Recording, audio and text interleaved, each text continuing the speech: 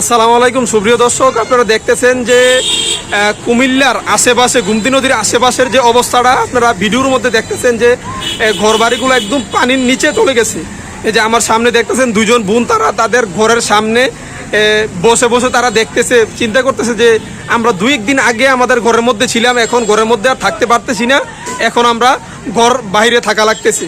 আমি দুই একজন বোনের সাথে কথা বলছি এবং আরও আমার সামনে দেখতেছেন একটা বোন, এই বোনের সাথে কথা বলবো, উনি কি বলে ওনার কথাগুলো একটু আপনারা শুনবেন। আপু, আপনারা যে এই ঘরের মধ্যে আপনি বলছেন যে ঘরের মালগুলা অনেক টাকার মালগুলা বাহির করতে পারেন নাই, আচ্ছা মাল কি এটা বাইর করতে পারেন নাই, কারণটা কি আপু একটু জুড়ে বলবেন? আমরা সকালে তো দেখছি, সকালে আমরা বাসাতে বাড়িছি, হসপিটাল গেছি, আইয়া দেখি তার ঘর চলে একবার পানি গেল তো আর মাল বাতাতে মানে সকালে আপনারা হসপিটালে গেছেন, হসপিটাল থেকে ফিরে এসে দেখেন আবার ঘর পানির নিচে।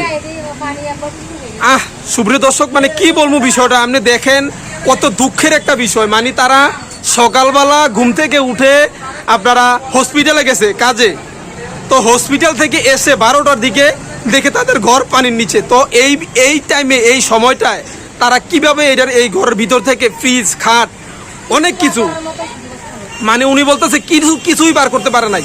4-5 লক্ষ টাকার মাল এই ঘর কিন্তু একটা না, এখানে অনেক ঘর, 5টা রুম, হ্যাঁ 5টা রুমের মধ্যে ফ্রিজ, খাট আরো অনেক কিছু আছে। উনি বলতেছে যে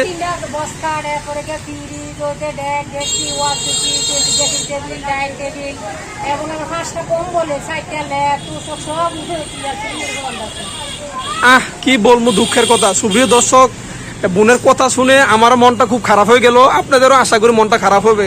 এটা খারাপ হওয়ার কথাই, তারা সকালবেলা হসপিটালে যায়, এসে দেখে 2-3 ঘন্টার ব্যবধানে এসে দেখে তাদের ঘর পানির নিচে। তো এই টাইমে কিভাবে তারা ঘর থেকে এতগুলা মাল, মহিলা মানুষ আর আপনারা তো জানেন পুরুষ যারা আছে তারা বিভিন্ন কাজে চলে যায়, তো তারা কিভাবে এই মালগুলা এইখান থেকে আনে।